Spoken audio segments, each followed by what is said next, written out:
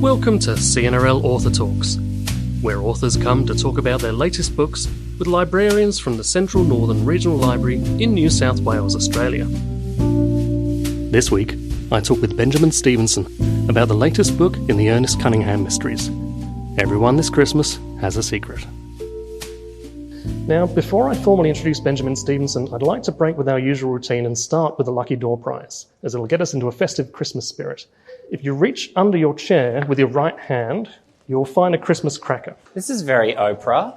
Now, one lucky person. Oh. Yeah, the idea is that we'll all be wearing our Christmas hats. We've come dressed in our Christmas gear. And one lucky person will find this inside, and you'll be winning a copy of the book. This is awesome. You guys go all out. Excellent. And that's for you. Well done. This is awesome. Now it's my pleasure to introduce Benjamin Stevenson. Benjamin Stevenson's an award-winning stand-up comic and best-selling author of the Ernest Cunningham mysteries, including Everyone in My Family Has Killed Someone, Everyone on This Train is a Suspect, and Everyone This Christmas Has a Secret. His books have sold over 3.25 million copies in 29 territories and have been nominated for 8 Book of the Year awards. So please help me to welcome Benjamin to Tamworth. Thank you. And thank you for the most festive event so far on the tour. This is great. Yeah, well, Christmas has come early, and you've brought it with you. Yeah, I promised to my publisher I'd wear this jumper to every event, and then I was walking here in the heat, and I'm like, I wish this wasn't made of polystyrene or whatever it's made of. So congratulations on a great third entry in the Ernest Cunningham mysteries. It's structured to read like a literary advent calendar, one chapter every day of December with the killer revealed on Christmas morning. But I couldn't help but binge it. It's a good idea and a perfect stocking filler, but I have to ask, did Penguin's marketing team come up with the idea of Christmas special, or are you one of those people who can't wait to get their tree out and love listening to Christmas songs in the shops? Yeah, I love Christmas, and I was really excited to kind of, one of the things about Ernest, for those who've read the first 2 books or even just the first one, is that he's a big fan of Golden Age murder mysteries and he keeps finding himself in real life ones. So one of the things that when I sat down to write the 3rd book was that, okay, Ernest is now, he's solved 2 mysteries and is solving his 3rd. He's on his 3rd case. He's a series detective. And what does every series detective need? They need a Christmas special. So it kind of came from that kind of excitement. And then Penguin, they're really great with the bizarre ideas that I kind of come up with for every book. So on the first book, I'm like, hey, let's give away, in the opening chapter, I say, if you're just here for the good stuff, the murders happen on page 20, page 45, page 120. And they had to typeset that and work with me on that. And they were really excited for that. And so I'm always looking for different formats to kind of make their lives a living hell. And for this one, I'm like, let's do an advent calendar. And so it's true. The book is 24 chapters. Each chapter gives you 1 clue up until the 24th, which gives you the killer. So if you read a chapter a day, you'll solve the murder on Christmas Eve if you start on December 1st. Although if I've done my job well enough, surely that will be difficult to read 1 chapter a day. So that's kind of what I'm going for. And yeah, I've got another book that flips upside down halfway through and then you read it from the back. I've got another book where it kind of counts the number of names. So I'm always just looking for something vexatious for the publishers to be challenged with. But they come back, the lady that won the book, the hardcover, it's got the advent calendar etched into it. So then they get really excited and they come to me with ideas and they're like, how about we do this? And so it's a really cool collaborative process, building these books out. But yeah, I couldn't resist a Christmas special. Nice. It must have driven them mad, in fact, with the first book especially. So the large print edition would have had different page numbers. If it gets translated into other languages, they're going to have to keep track of that every single time they republish your book in any form at all. Well, yeah. So the first time, and I took responsibility for it. I said, I will check everything. It's not an editor's responsibility to get this right. It's my responsibility. So I had a spreadsheet. And in the spreadsheet, it had all of the characters, and because the book's called Everyone in My Family Has Killed Someone, the first one, and it kind of tracks who they've each killed, and then there's an overall murderer. And I had all the characters and who they've killed and what page they killed them on, and then the clues to each of it. It was quite a big spreadsheet, and I sent that to all of my translation publishers. Now, I don't speak Italian, so it's fingers crossed that it adds up. But generally, the reports I've been getting back from overseas have been really positive. So, but it is interesting. This digresses from the question a little bit, but the stuff you have to change for the overseas markets, I'm very, very lucky to be published overseas. But the Germans, they're a very literal language, right? So the first book's called Everyone in My Family Has Killed Someone, and then they kind of politely said to me, we're slightly worried that you might have killed someone, and we can't call the book this because readers might think that you've killed someone. And so we had to change the title in Germany. And the Italians, they've been begging me to stop including anagrams in my book because I quite enjoy an anagram. It's good fun. And in the first book, this isn't really a spoiler. It's just a little in-joke. And, you know, if you want to solve the anagram, it might do some mild spoiler. But if you don't, then it won't spoil it. One of the characters' names is an anagram for I am not the killer. And that's just a fun joke for me. But then we go into Italian and they're like, the Italian translation of I am not the killer is this series of words. And then I had the challenge of creating a name that sounded realistic out of those words for Italy. And it kind of works. Like if you lived in like, you know, East Melbourne, you know, it'd probably fly as a name. You know, there's a Q that shouldn't be in there, there's a Y somewhere, but it still sort of is a name. So yeah, that's one of the fun things about all the international translations. But yeah, it's hit and hope. You cross your fingers and you hope that they do a good job. That's very popular these days anyway, you know, giving children badly spelt names that... Yeah, exactly. That come out well. It fits in, yeah. It's very on. Like I said, it's very Brunswick. It kind of fits.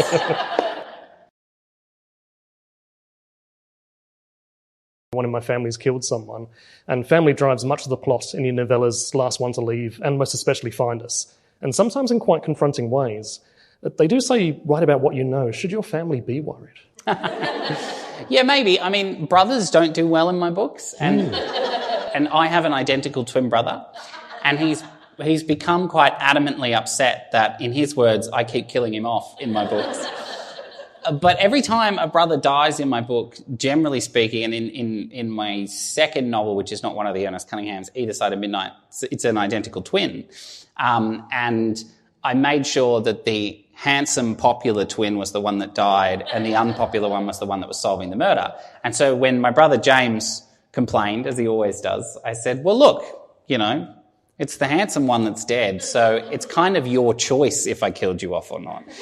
And he goes, you killed me off. So I put it in his ballpark.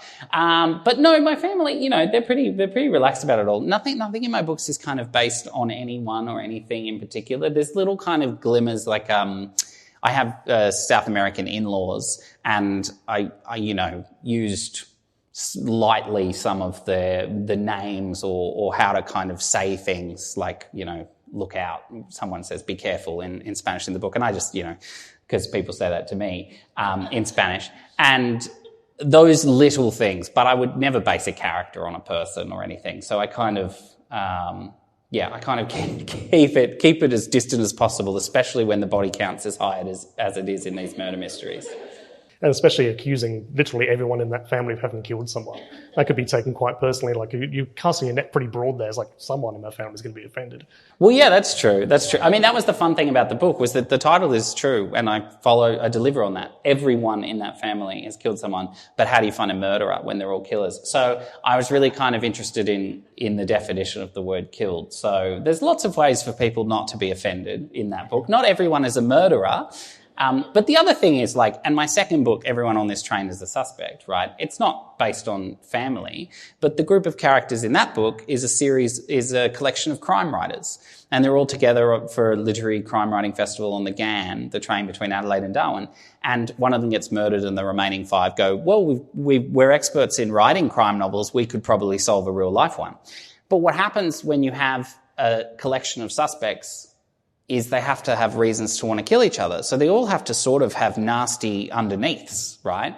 And now I'm basing this book on crime writers who are my colleagues, literary agents, publishers, you know, booksellers, sorry, Collins, and then people are coming up to me and they're like, who's that based on? And I'm like, nobody, I swear. But that was quite funny. Talking about the Writers' Festival on the Garn, what was it like for you sending drafts to your editor at Penguin when you're basically openly attacking those roles. Like, did you sort of have to say, this isn't what I think of your job, you're nothing like this person, but by the way? Well, yeah, definitely. I'm certainly not attacking the roles of anyone in publishing that is featured in the book. The roles are featured in the book. Again, it's not based on real people. But what I did want to do is that publishing gets a very romanticised kind of presentation in fiction. It's often quite a luxurious job. It's champagne lunches. It's, fancy office buildings, and people's whole job is just to read manuscripts and create bestsellers. And it's not really the job. The job is very kind of technical and admin heavy and, it's very mechanical. So I wanted to put the real publishing into the book in a way that would be representative of that. But you're right. The first person to read my book is my agent. And I sent it to her with the cover letter. Here's the new book, P.S. It's not about you. And then the second person to read it is the publisher, and there's a publisher in the book as well. Here's the new book, P.S. It's not about you. But yeah, so it was interesting. I think one of the things that I do, and I do it with publishing the same way that I do it with the Golden Age detective stories that I'm kind of homaging, is I'm giving them a gentle ribbing with a soft and affectionate touch. I think you can only come from a place of affection. And in that way, it's all good sport. It's not an attack on the publishing industry. I'm just like, hey, we've got our foibles, and, imagine if a 1-star Goodreads review was motive for murder. Nudge, nudge. And then you kind of go from there. And so if you do it with a wink and with affection, and it's a community that I'm a part of as well, then I think it's okay. I noticed at the end of that book, in the acknowledgements, you what did you say? You named every single person at Penguin Random House Australia who worked on the book, and it was a list of 299 people. Really? Did you count that? I counted them last night, and I counted the commas, which helped, rather than read the names. Are they keeping you busy enough at the library? As a librarian, I thought I'd develop an insight into the publishing world, but that left me stunned. Not just the employees, but they actually worked on that specific book. Yeah, so when I finished Train, I sent it off, and then they say, okay, it's time for your acknowledgements. And I kind of thought, you're always kind of worried I'm forgetting someone, or I'm not, getting the full thanks, or somebody did something I didn't know about.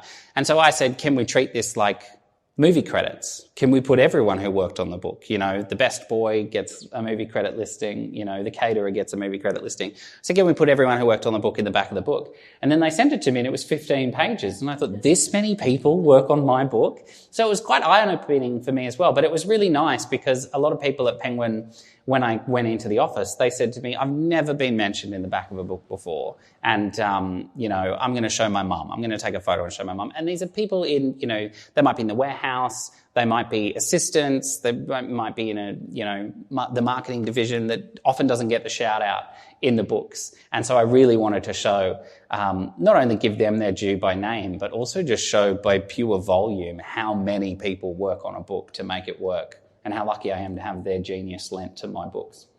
Yeah, that's fantastic. And yeah, the movie analogy is really apt. It almost feels like that should be at the end of every book, like it has to be at the end of every movie. Yeah, definitely. I mean, I would have loved to do it. There's kind of practicalities about it, which is why it's not in the new one.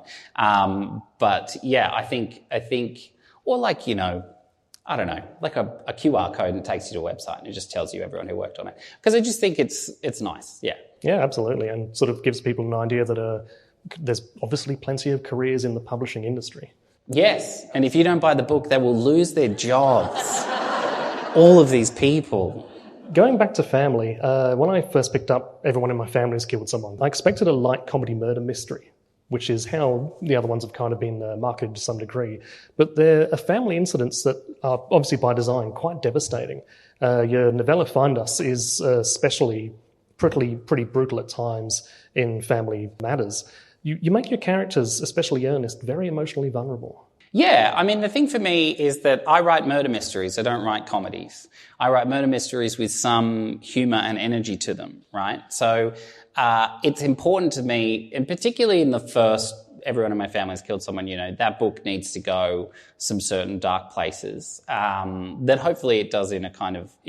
It's all part of the roller coaster, right? I'm not looking to kind of traumatize or make anything gory or make anything really traumatic. But does it serve the roller coaster of the plot? And so it needs to go some dark places. And one of the things with doing the murder mystery and not the comedy is that the actual plot can never be funny. So always the plot elements are deadly serious and taken with deadly seriousness, right? And then what's allowed to be funny is the characters' viewpoints and their perspectives, and their voices is allowed to be funny in the way it interacts around the plot, but the plot can never be funny.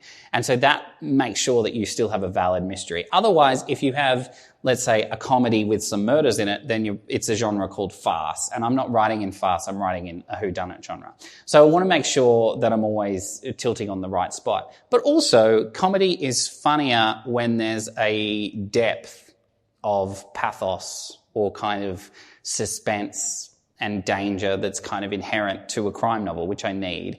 But it also lifts the lighter moments because I can bring you down and I can bring you back up out of it. So it's really important to kind of go on that level. If I never dipped, let's say that the line of kind of, joy is here, right? If I just go like this in a comedy novel, then maybe it gets funnier, but it sort of doesn't. But if I go like this and then the end gets much funnier because you've come through it. It's catharsis, which is what a whodunit is. It's all about the catharsis. It's all about solving the crime. And that's the same reason that you kind of need to dip down into the dark places and then you can bring it back out into the light. And the drama obviously helps comedy as well, because the more tense you are, to have a comedy moment doesn't deflate the plot, but it gives you a moment of relief and go, Definitely. And I'm careful with the comedy. I write twice as many jokes in the first draft or twice as many humorous pieces or scenes in the first draft than go into the final published book. I take them out. And I take out some of the best jokes. If it gets in the way of the mystery, it goes. So everything that's in there is in there for a reason. It's in there to, break the suspense or find tension in a different way if I'm looking for a laugh. Also, and I'm remembering this is recorded. This is one of my, I'll tell you. Well, if I made you laugh on a page, it's because there is a very big clue on that page and I'm trying to distract you from it. So any page that is, slightly more funny than the rest, I'm covering something up, right? That's kind of the trick. So the comedy always serves the mystery and it's a function of that. Well, that's quite a secret you've divulged. Yeah. The Ernest Cunningham series is very meta, which was a word that was in vogue. I'm not sure if everyone remembers what that means these days, but meta in that Ernest is both the detective and ostensibly the author of your books as well, which to him are true crime novels. It's an unusual approach that's definitely made a splash. What inspired you to write such a self-aware character?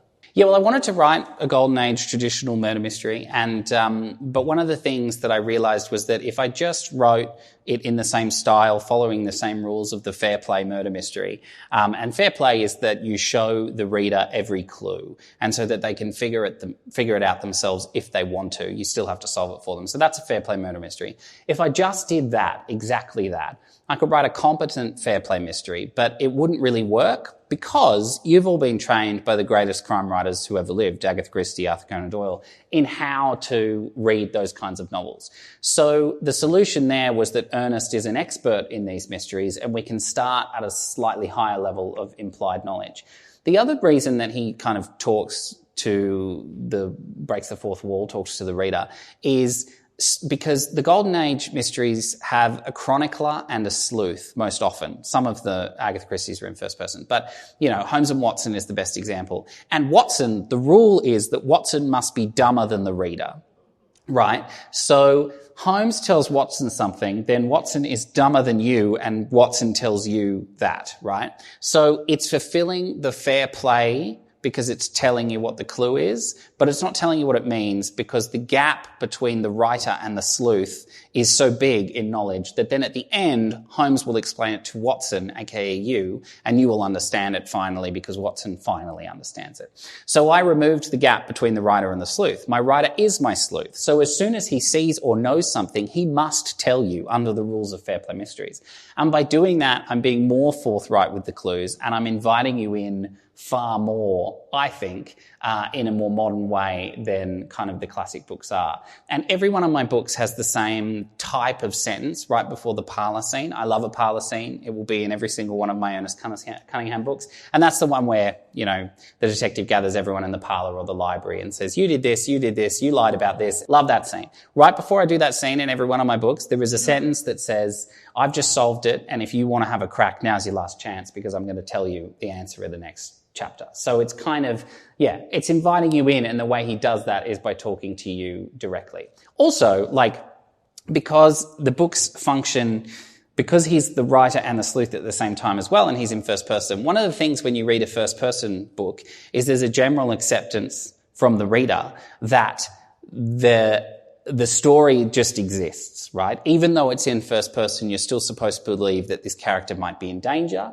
that things might happen to this character.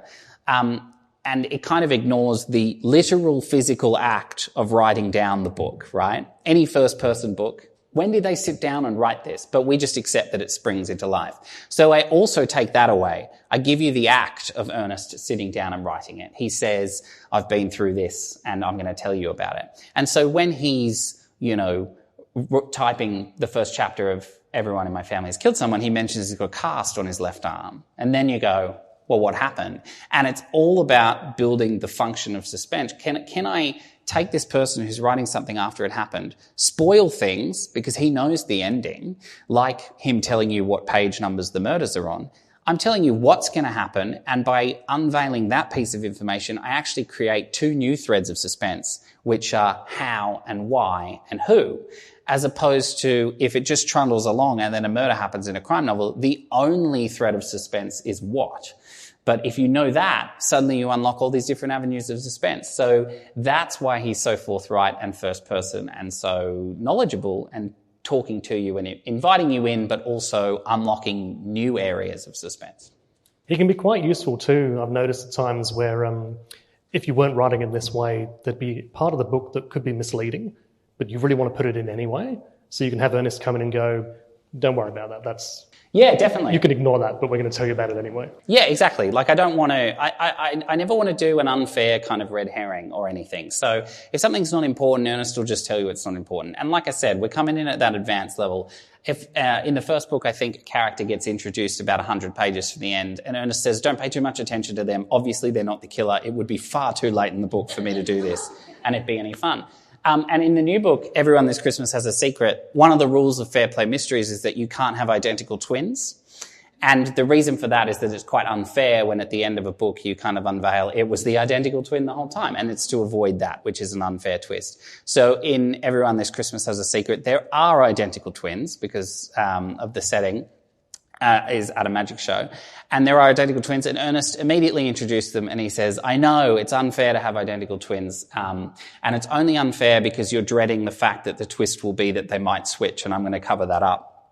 So I'll just tell you right now, they switch, and we'll get there. And then by doing that, I kind of, you're right, I'm not treating you like you're not smart enough to know when you're getting led down the garden path. I'm telling you where the garden paths are, and I'm telling you where the story's going to go. And it is truthful, but it's truthful to a fault. And can I trick you inside the truth that I'm telling you at the same time is the real kind of challenge or game of my books. And it's obviously very effective as well, because I've read all three of them and so far have not actually managed to pick the killer yet. Oh, that's good. But at the same time I've gone, yeah, that makes sense. Yeah.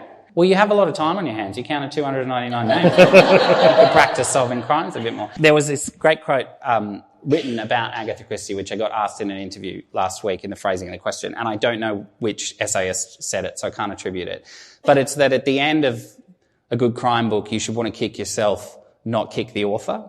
And that's what I'm going for, right? I want you to get 30% of the crime. I want you to figure out a couple of clues and feel like you've done a good job there. Or maybe you figured out the motive, but you don't know who did it. Or maybe you even guessed who did it, but you don't know why and you don't know how the clues come together. So that when the end happens, you get a little bit of a smug feeling of, I almost got there. And you also feel satisfyingly fooled.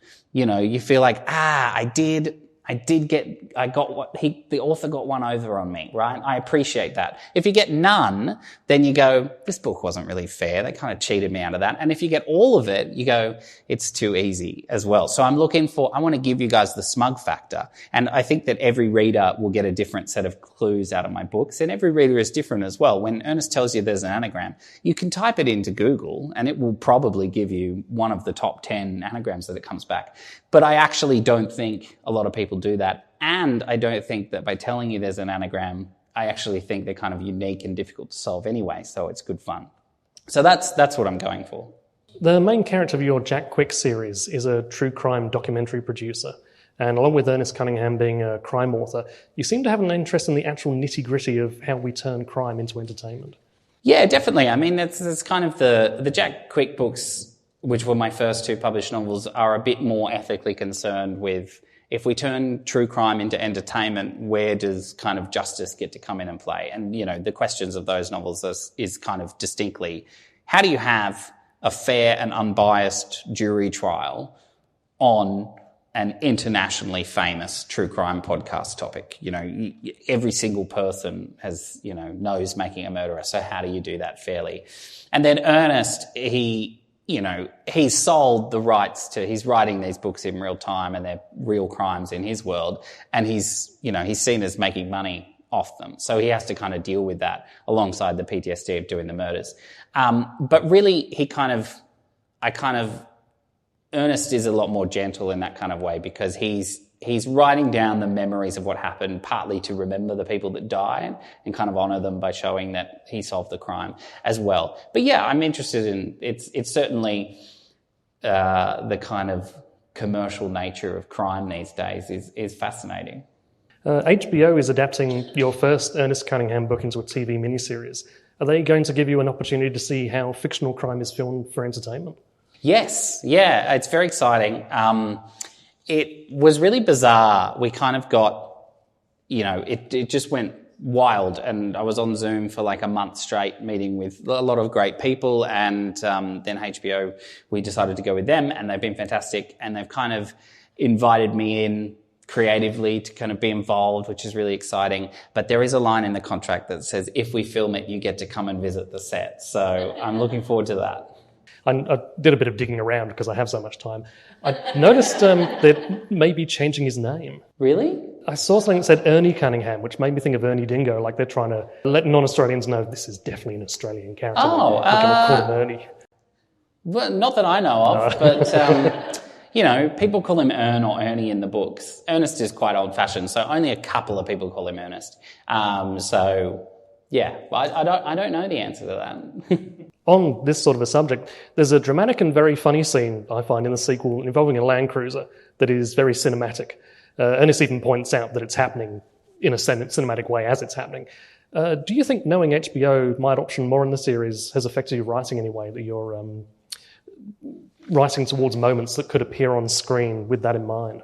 Yeah, the answer is no, because I haven't done that from the start, but there has to kind of be like a big scene or a big kind of exciting scene in the books. I don't write action scenes, but there's got to be kind of like that elevated moment. So again, in kind of the modernising of the Golden Age detective mystery, part of that is kind of the scale going up. So with the train book, you cannot write a murder mystery set on a train and not have someone run across the top of it at some point. Like, it's guaranteed, right? So then I was like, all right, I really need to do this scene, because it's part of the genre. And then for the new book, it's set in the Blue Mountains. Everyone this Christmas has a secret. And I was up there in the Blue Mountains. It's set in the Blue Mountains for two reasons. One is when I was researching or choosing a setting for the novel, I was reflecting on kind of where I wanted to set this holiday special. The classic Northern Hemisphere stuff is very snowy, and, you get all your kind of holly and, eggnog and stuff. And I was thinking about how to do an Australian Christmas, and I thought about these emails that I get from the US. And my US readers, sometimes they'll email me and they say, this book was absolutely preposterous. I can't believe it snows in Australia, about the first book, right? They just have no idea that it snows in Australia. The other email I get from the US is, this book would be a lot shorter if Ernest had a gun, which it is objectively true. It would be shorter. He would probably be a lot safer in a few scenes. But so I wanted to kind of do as Aussie Christmas as I could, right? I'm like, well, if you don't believe it snows in Australia, let's show you, you know, what our Christmas is like. And I was in the Blue Mountains. It was baking hot. The wildflowers were full bloom.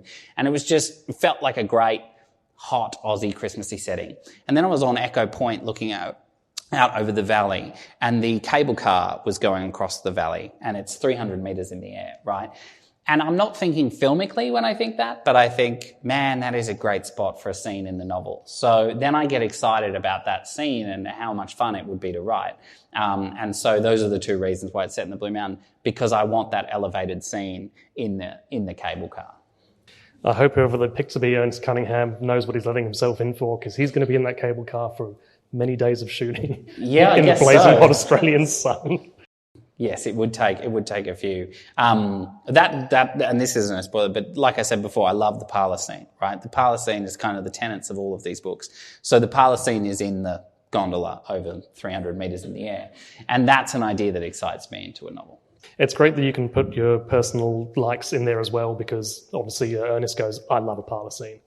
Oh, yes. And, you know, they're really important. They're not only important to kind of the structure of the books, they're really important to me being excited about the book as a writer. So my books are kind of like 85,000 words-ish in general, and I leave 10,000 words for the parlour scene. Like, it's 15% of the book, because it's got to be that grand reveal where every clue ties in and everything clever happens and it's super fun. And I write it in about a week, and I'm really slow in the rest of the book. But the parlour scene, it just flies, because it's the bit I love reading in books myself, and so it's the bit I love writing. And so I save that much of the book for that. Whereas, you know, my first crime novels, which were noirs, not whodunits, the crime is solved within 2,000 words. Like, it's quite quick. They kind of solve. And this is my fourth book. Yeah, so I really love that. By the way, I'm not allowed to talk when I watch movies with my wife, because I'll spoil them 10 minutes in. Like, I just guess. I love guessing endings, right? So I have to write it in my phone and then in my notes app, and then take a screenshot. I do that so that I can prove. I don't have to do that, but I like to prove the timestamp. And then after the movie is over, I'm allowed to show her what I think happened. Between Jack Quick and Ernest Cunningham, you've examined and sometimes lampooned a lot of the crime as entertainment worlds. You've visited a lot of libraries lately. Are there any plans for everyone in this library is unstable? Yeah, I mean, it could. A library is a great setting for a murder mystery. It really would. It really would be quite great, you know. But no, I haven't really planned it. I'll tell you what, the guy counting names in the corner, very suspicious. I have one more question. Almost called you Ernest. I have one more question for Benjamin, and then we'll go over to questions from the audience. And I have to say, thank you very much for putting your hats on. I've only just looked up, and it's very festive. It's fantastic. Ernest frequently refers to the conventions of detective fiction, and is, as you say, determined to play fair. And as you've mentioned, there's the rule that twin brothers must not appear unless they have been prepared for. Now, looking through, because I have plenty of time, your Instagram feed, your tour is very extensive. You were in Dubbo yesterday, you're in Port Macquarie tomorrow. Your twin brother James, did James go to Dubbo so you could be here at Tamworth, or vice versa? Am I James? You know? Is Benjamin off in Bali on holiday? Well, I do the publicity. No, we have talked about that. That would be really great. You know, you could double the amount of places that you could visit. But if next year you come and I come back for the next book and I'm doing a talk at the library and it's not very good, it's James. You know, let's just put the line on. If you enjoy it, it's me. If it's not, it's James. But he'll be better looking. He'll be better looking. Ouch. You know, I've been doing stand-up comedy for 20 years and I've never been heckled in a library. So, yeah, it's good. On that note, does any of our hecklers have a question for Benjamin? Can I tell you, I'd love to answer your questions. I'll just give you a quick snapshot of what Everyone This Christmas Has a Secret is about, like the plot of the book. So basically, it's set in the Blue Mountains, as I said. It's Christmas time. Ernest picks up the case on the 21st of December. His ex-wife has been accused of murder. She's woken up upstairs in the house covered in blood. Her partner is downstairs, murdered in the kitchen. She says, I didn't go downstairs. I don't know how I'm covered in blood. So that's the type of impossible crime that Ernest comes in to solve. The crime itself, her partner is running a charity gala at a theatre, and it's the Christmas charity gala, and it's headlined by an international magician. And so all of the suspects in the murder are people who are at the theatre, and that includes magicians, magicians' assistants, illusionists, hypnotists, all of the things that Ernest as a skeptic don't think belong in a fair play murder mystery. So his challenge is that all of his suspects are masters in the art of trickery and deceit. And can he see through the illusions and find who the real killer is amongst experts in trickery? That's kind of what it's about. So I just wanted to tell you guys, in case you're like, what is this book about? I did actually miss my questions on the book specifically. Oh, no, that's all right. That's fine. I do have one more, actually. I was enjoying imagining all the outlandish ways the murder could be solved as magic is or stage magic is part of it. You can be a little more outlandish in this case without people going, hang on, because these people have those skills. And obviously what I'm imagining isn't in the text. It's what I'm being inspired to imagine.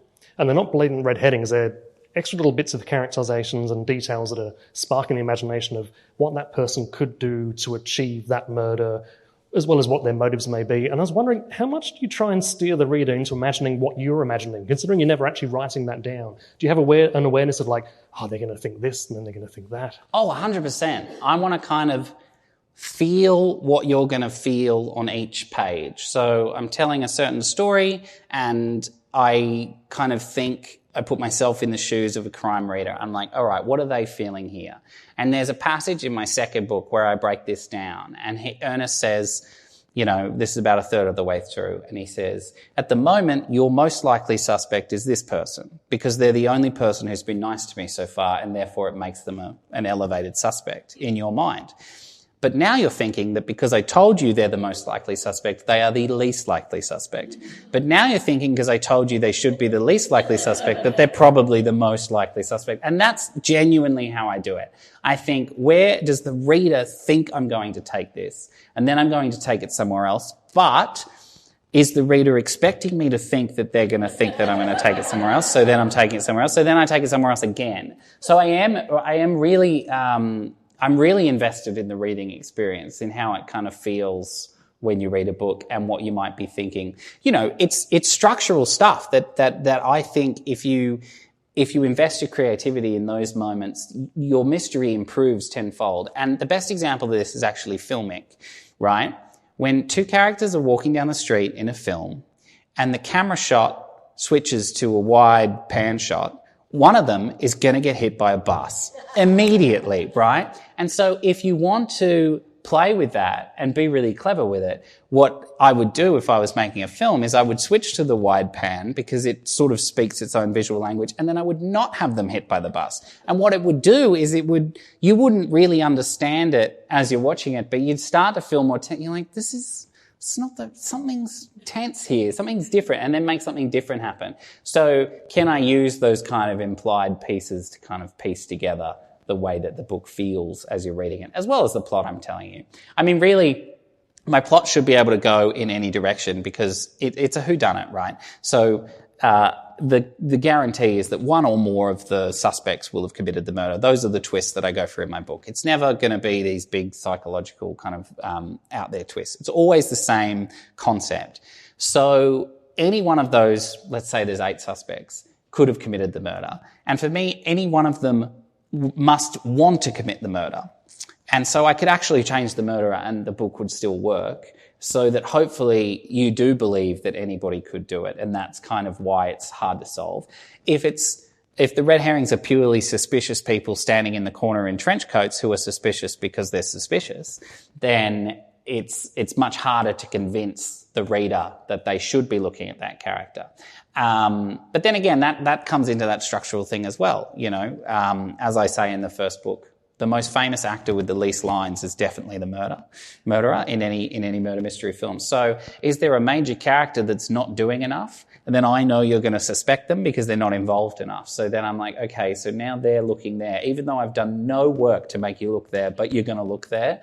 So then how do I make you feel like you should look away, but then in looking away, make you look back? It's all that kind of stuff. So I try and second guess. Well, you did very well on me in this book in particular because I had a beautiful one worked out. Oh, did you? And at some point, Ernest turns to someone and goes, obviously not. Wait, tell me off mic what that was. I'd love to know what that is. I mean, sometimes I do it by accident. People say, wow, you really wrong-footed me on that. And I'm like, that is the least likely suspect you should have suspected. So, yeah. Okay, does anyone have a question from the audience? I'll bring the microphone to you. How much of Ernest is you? Yeah, he is me. He thinks like me. He doesn't act like me. So his interior monologue, his kind of sarcasm, hopefully his wit is mostly me. But his actions, he's a little bit, well, I like to think he's a little bit more self-serving than I am. And he's a little bit more deluded than I am. So he's me. The other two characters that are me in the first book, it's Andy and Catherine. Andy is a big doofus and Catherine is an over-organised overachiever. And I'm a combination of those two.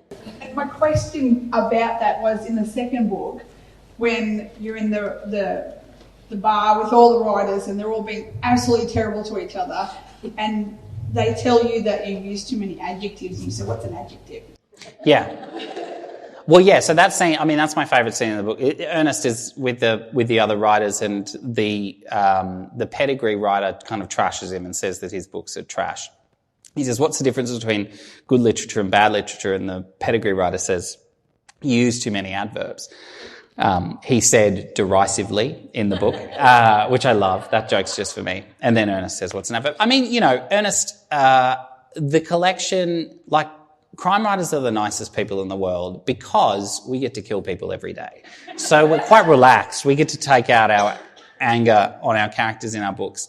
But a lot of that stuff is real. I've worked in entertainment generally and writing and across the board for, 2 decades. So I've heard everything that another character says in that book. I've overheard or has been said to me or I've said to someone. Like, I'm not immune from it. So, but again, I'm trying to escalate it to, I'm taking kernels of truth and I'm escalating them to murderous intent in that book. The other thing I will say is that Ernest was a lot easier to write in that book, partly because I'd done one book and I had his voice captured, but partly because it was the second Ernest Cunningham mystery. And in the book, Ernest is writing his second book and he's having a really hard time.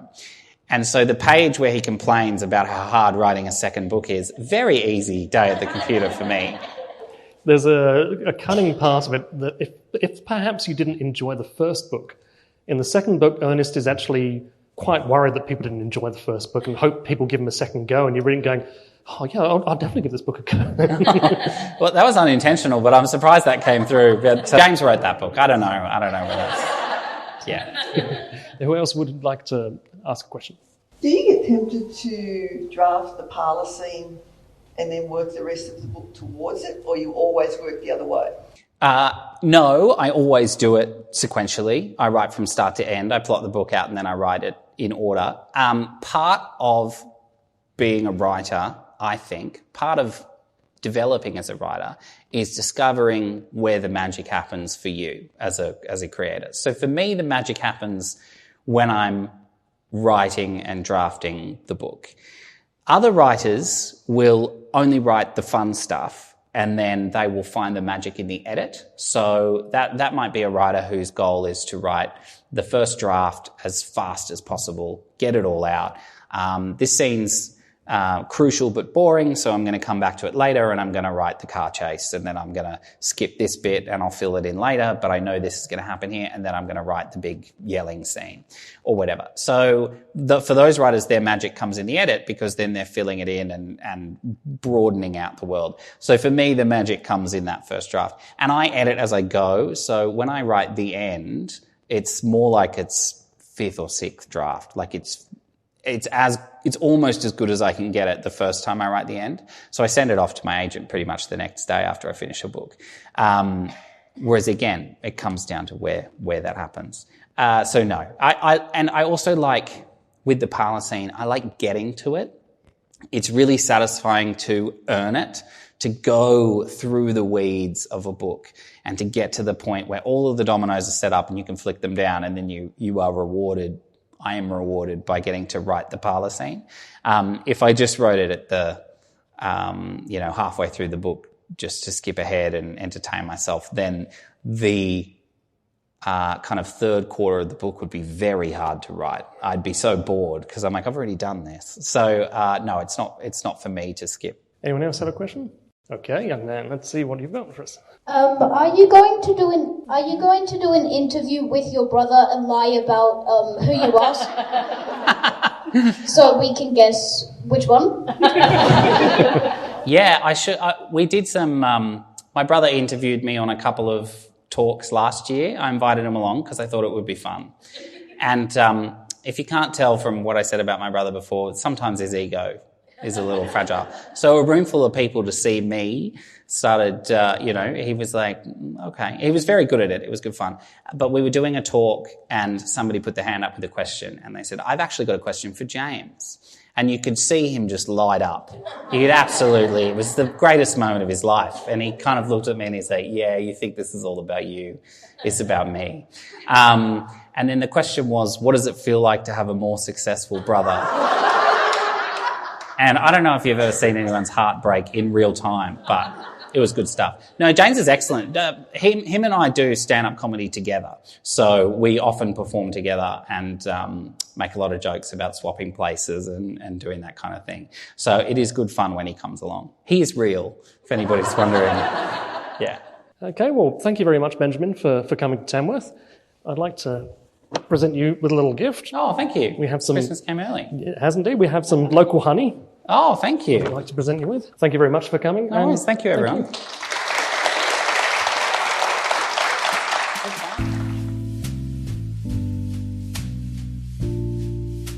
For more CNRL Author Talks and other podcasts, visit our website at cnl.nsw.gov.au or follow your CNRL branch Facebook page. This podcast was recorded at Tamworth City Library with music by Chad Crouch, aka Poddington Bear, from the freemusicarchive.org. I'm Jonathan Stilts from the CNRL Library Innovation Studio. See you next time for more CNRL Author Talks.